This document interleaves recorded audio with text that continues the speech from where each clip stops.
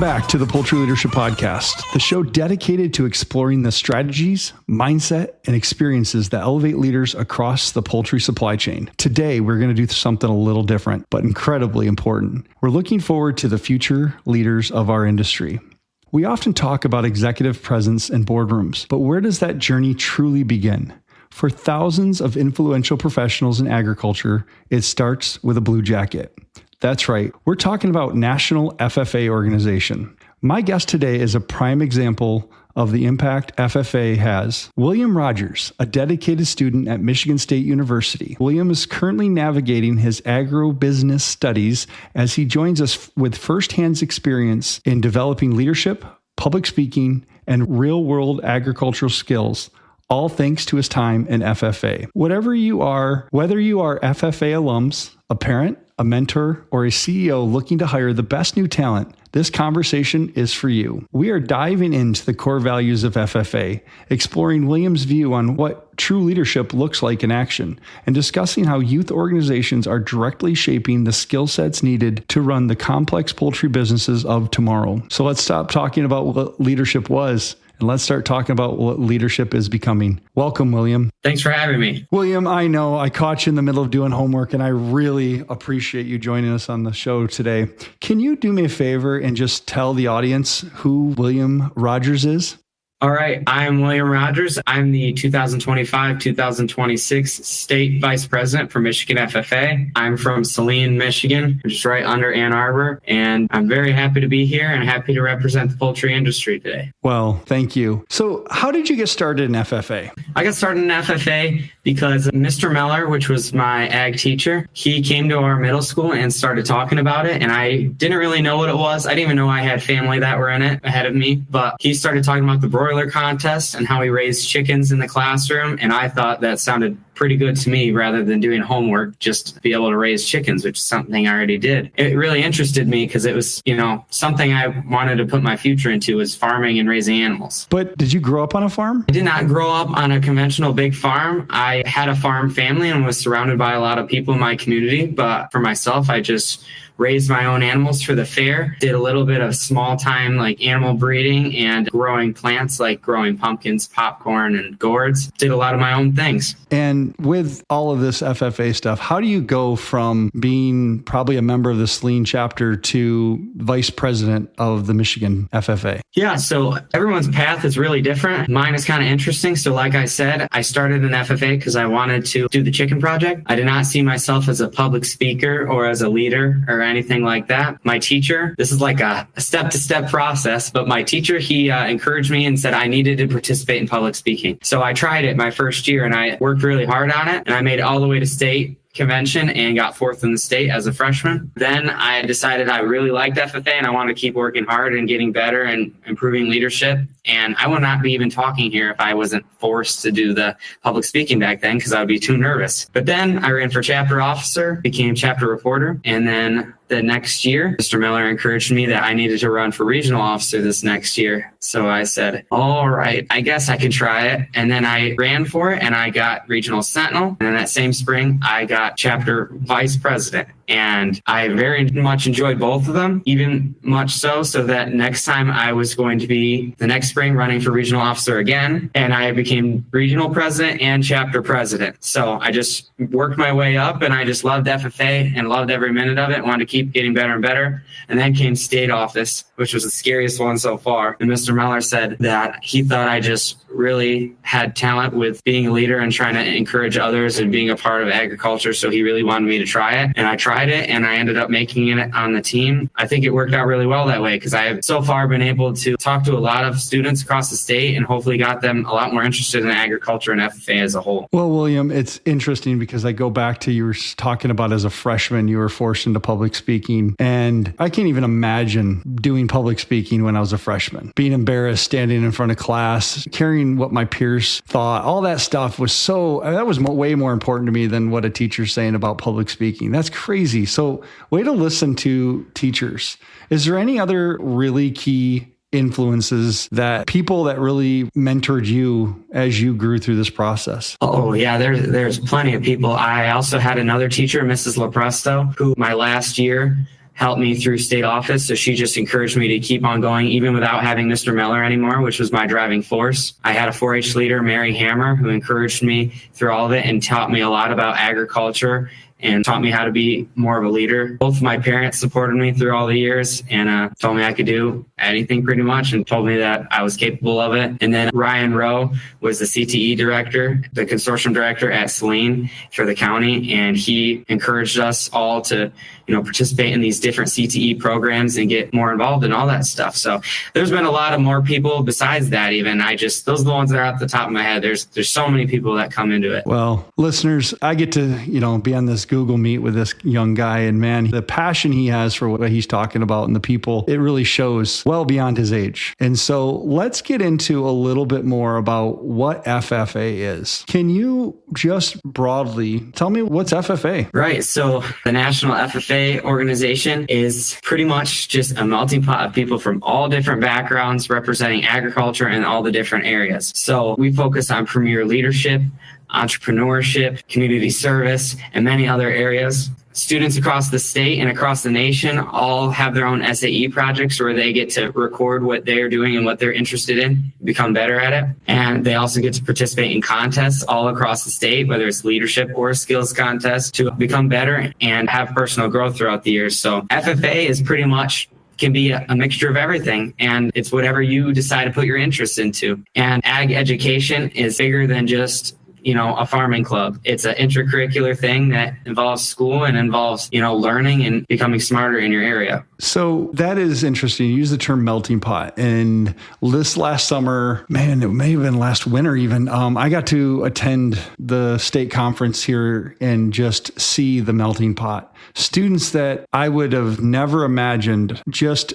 all coming together, different races, different sexes, different everything, different, statuses in the school, so to speak, jocks. And everybody was there for one purpose, and that was FFA. And I don't think I've been at a conference like that where I've seen so many students, just unbelievable speeches, unbelievable presentations, unbelievable teamwork when it came to Robert's Rules of Order or running a meeting. Heck, I learned some things that I took back to my village council to say, hey, you know what? Why aren't we doing it the way those young kids are? It makes sense. And so all of these things are just so important. You mentioned the term SAE. Can you explain what that is? Yeah, so SAE is a supervised agricultural experience. And what that is pretty much a record of your project, and it's your own FFA project, whether it's making honey from honeybees or growing your own vegetable garden and selling the vegetables, or if it's working at a local tractor mechanic shop. It can be pretty much anything that involves foundational SAEs, placement SAEs, and entrepreneurship. So whether it's you're learning something, whether it's you're working somewhere, whether it is your own business, or whether you're even researching a project, it can be pretty much anything that you find interest in it, many different topics. Give me an example of one of your favorites that you did during your time. Yeah, so I'd say my two main ones would be the diversified livestock production, where I either bred and raised or raised many different kinds of animals, whether it was from the broiler contest or it was for the fair. And I got to experience how to take care of all these different kinds of animals to prepare me for the future and become more skilled at record keeping with that. And my other favorite one was diversified crop production, where I grew pumpkins, gourds, and popcorn,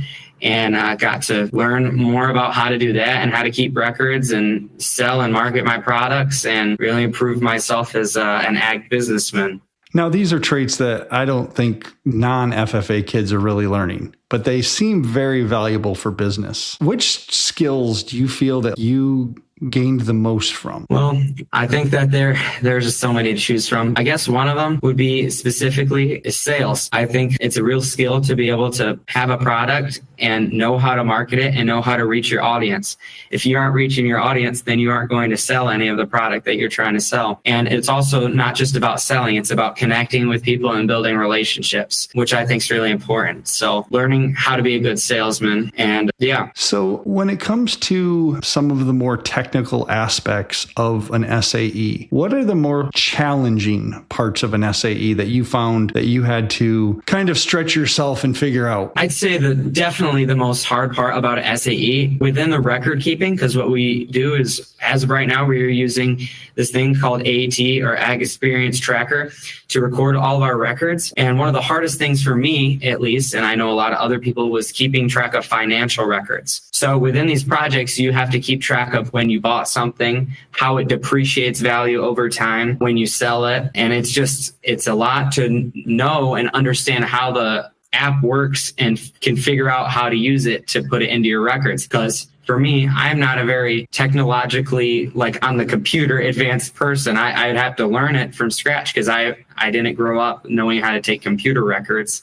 So it was a big learning curve to learn how to do that. And I think once people get past learning how to do all these different things in their record books, their SAEs can flourish and become so much better. So you mentioned technology, and that is, I'm pretty familiar with it and what I do. As your generation, how do you learn to use technology? Yeah, so I guess it's a lot different every generation that you go through, because a lot of things now you can just look up on YouTube or have a tutorial on how to use the different types of technology. But I think a lot of it is just learning from other people. I think the most easy way to learn something is from someone showing you how to do it right in front of you, whether that's learning how to fly a drone to apply chemicals on fields, or whether it's how to operate a tractor, or anything in between. Even doing the records on the computer, like I said, I think learning it in person and hands-on is really helpful. Although videos can be, but just to really see it in front of you can really make a difference. So now that you're at Michigan State, how has your SAE experience influenced your current studies and your focus?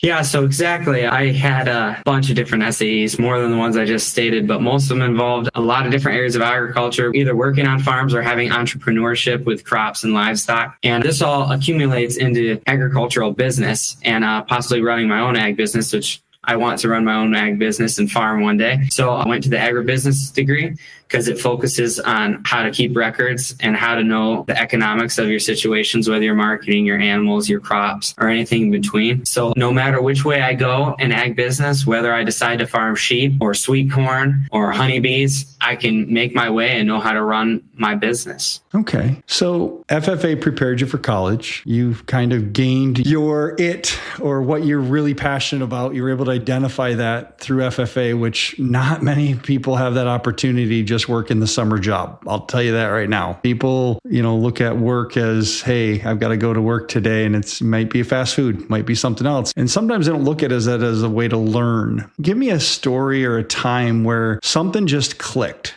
where you said, man, this is exactly what I want to be doing. Oh, that happens to me all the time. Well, like I said, growing up around agriculture and growing up working on different farms and stuff, it's all I've ever wanted to do, really. I've gotten more and more involved, so I've even more gotten into it. And it clicks when you're having little moments like this, whether it's you're driving a bigger piece of equipment for the first time and you really feel like you're harnessing technology and you're feeling like you could do anything with it. Or you just clipped out a steer and you have them all washed and you're about to go show them in the show ring and you feel like, oh, my hard work's about to pay off. And this is what it came for. The farmer that had to breed that heifer to make her have a baby, and then I bought the baby, and then I have to work with it all year. And it shows like there's hard work all the way down the line for all these moments. And one of I think the most important ones that doesn't even involve work is just the community that makes you really click into it.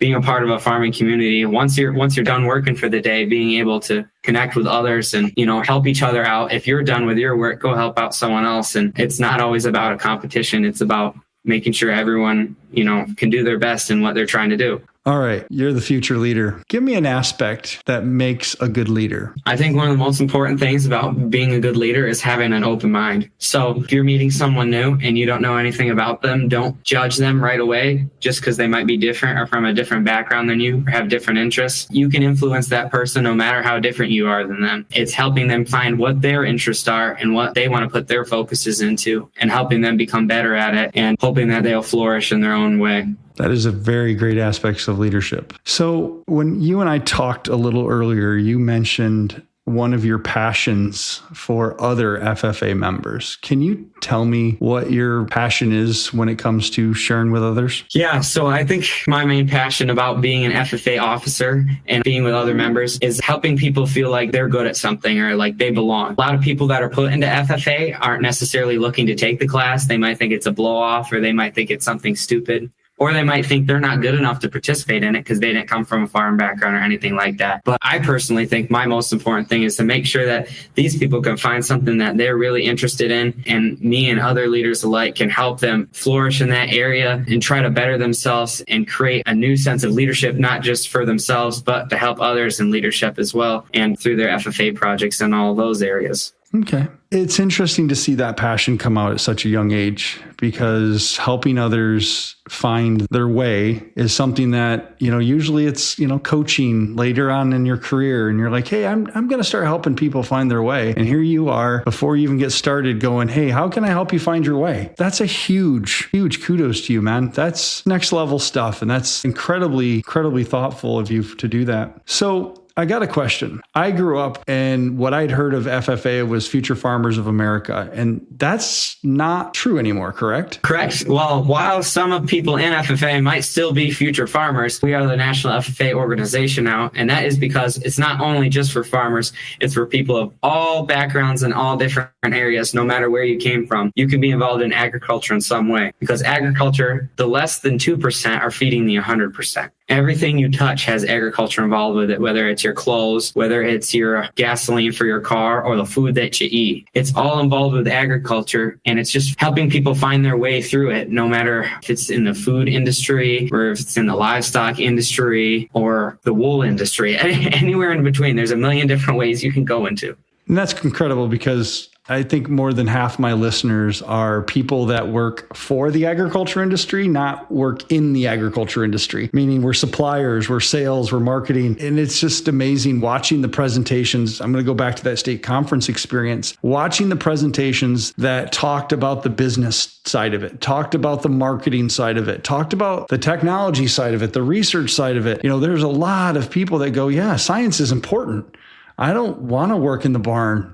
But man, there's a lot of great things I can do to help the barnyard be more efficient. And that's powerful stuff. So that's really cool. So for hiring managers, people that are established leaders, people that are, in the poultry sector or in agriculture sector, what is one tangible skill or mindset that an FFA member with a strong SAE brings to the table that should be valuable to those people hiring? I think this might sound cliche, but this is my honest belief. The willingness to learn and the willingness to work. If you're coming in thinking that you are going to run the place and you don't have to lift a finger, that's the wrong attitude. You should be willing to work and be willing to learn new things to make you become better in that area. William, as a Gen Xer, I am just absolutely thankful that FFA is instilling those values in our kids, because I talk with people all the time and go, this generation doesn't know how to work. They want everything handed to them on a spoon. And I don't believe that, because I've met people like you. There is hope for the generation coming out that, they're not all going to be,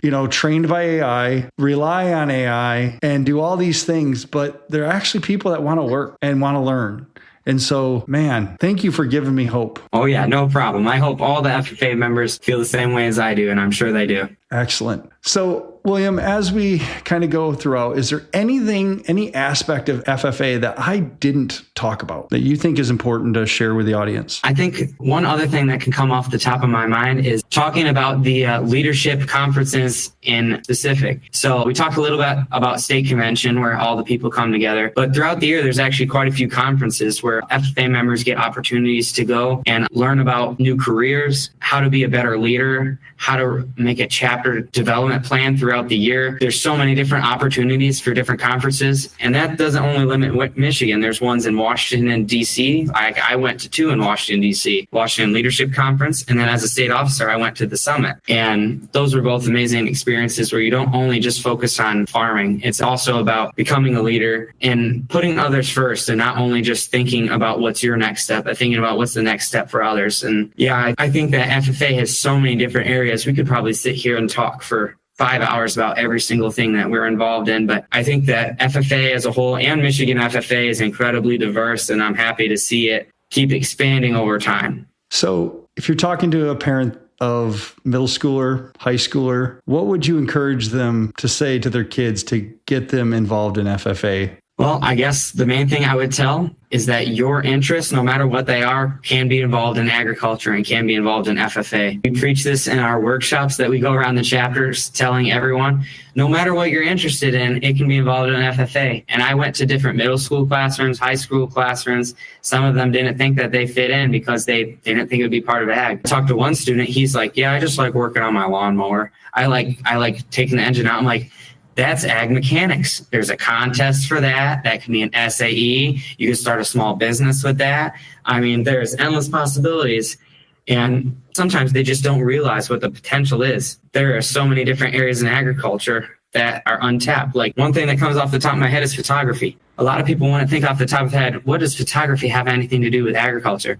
Well, we're using photography to take pictures of different farms to display them for like their websites and stuff like that.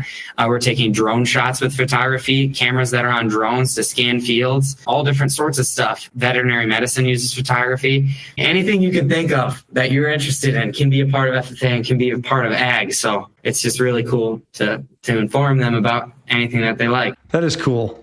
I wish I would have had an opportunity to go through FFA. I really do, because I saw my daughter go through it and unfortunately didn't get to go to state competition or get to see her compete because of COVID years. But I did get to see growth. I got to see her show pigs. I got to see her do things that we didn't have the place to raise pigs. But someone in FFA provided her a place to raise her pigs.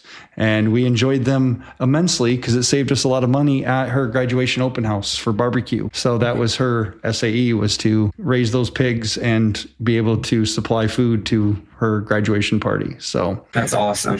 Yeah, it's a lot of fun. And you mentioned in their career fairs and things like that. Recently, Prism Controls attended a career summit or career fair, what you want to call it, there at MSU. And what was exciting is I got to two of our staff members, I'm sure there's more, but two of them are very active in FFA. And so what was really cool was they were excited to give back to FFA and go and attend. And yet what was really fun was their energy level was so ramped up because they knew what they had seen in the past. They'd seen just really cool stuff. And they're like, no, we're going to do something really cool. And so I hadn't seen that level of like enjoyment in giving back, especially some of these folks were engineers, they work with drawings all day, it's pretty laid back. And these guys were like, no, we're going to create a pretty cool exhibit. So that was pretty exciting. So yeah, I love that about FFA. Any member that's been part of FFA, and I'm sure many of you that listen to this podcast have participated in FFA. It's like a national alumni. It's so cool. The blue jacket is so cool. All right. In closing, are there any last words for the audience that you'd like to share? I'd like to encourage you. I know it might sound corny, but really follow what you think you really want to do. Don't think it's out of your limits just because you grew up in the suburbs of Detroit. You can't be a farmer. You can. You just have to put your mind to it and work hard. And don't think just because you grew up a farm that you can't work in a research lab researching genetics, because you can. You can work your way to it. And FFA can provide you many of those opportunities throughout your years to come. So I hope anyone that's listening to this, even if you missed the opportunity to take FFA, you can still become involved right now and help out with contests, help out with different events. And you might not be able to change, what happened to you in high school involving ag, but you might be able to influence someone younger than you and make a difference in their lives. So yeah, FFA is not just for students, it's for everyone, and everyone can become involved and everyone can make a difference in agriculture. And how would somebody get involved at their local level? There's a lot of different ways. So local alumni. So most chapters have a local alumni and friends where you can support either by helping work fundraisers or helping come up with new ideas for chapters to make money, or just helping at their events and being an extra person to lend a hand. And there's also volunteering with the state level FFA and national level. So it's just reaching out to the right people, going on michiganffa.org and talking to those people and figuring out where they need help and all that sorts of stuff. Thank you for sharing the website with us. That way folks can go find their local, because I'm assuming if they typed in their state and FFA, they'll find areas around them, whether it's for their business to support, whether it's for them personally to get involved. It's a lot of fun. I mean, I'm excited to be part of it, second career in life, and now I get to be part of it. So William, I really want to thank you for being our guest. I am encouraged by the next generation, or your representation of the next generation coming through, your representation of FFA. They're going to be really proud of you, buddy. Your parents are proud for, you taking this chance. And I'm so glad. I'm sure those teachers that you shouted out to and those people are pretty darn proud of you too. So I do really thank you for that. So audience, as we continue to move forward and we're talking about future leadership, I want you to share this podcast. I really do want you to share this with your audience to say, hey, do you have kids that are looking for direction? You have kids that just don't find a place to fit in, but have dreams and desires? This is a perfect podcast to share. This is not about poultry as much as this is about the next generation of leaders in this country. And if we can affect one leader, one kid, one teenager, because you shared this podcast with somebody, please just share this podcast. I think it has tremendous value to some parent that's looking to figure out how to get their kid involved, and some teen to figure out how to get. So if you're young and you're listening to this, give us a shout out, share us on your socials. Please help your friends figure out what the amazing organization FFA is and how to get involved. So this episode also wouldn't be possible without Prism Controls. Prism Controls is a tech leader in agriculture. We were born in the barn. We grew up in the barn with technology. Just like William grew up on a farm, Prism Controls also grew up in the ag space. So just want to say a shout out to them for their sponsorship of the podcast, also their sponsorship for FFA. So please go to their website, prismcontrols.com, and reach out to the team, reach out to me, and we can help get you connected with either our product, or we're willing to get you connected with the industry in some way. So that way you can get involved. So thank you again, Prism Controls, for sharing this episode. And until next time, thank you for following this podcast. Like, share it, and have a great afternoon.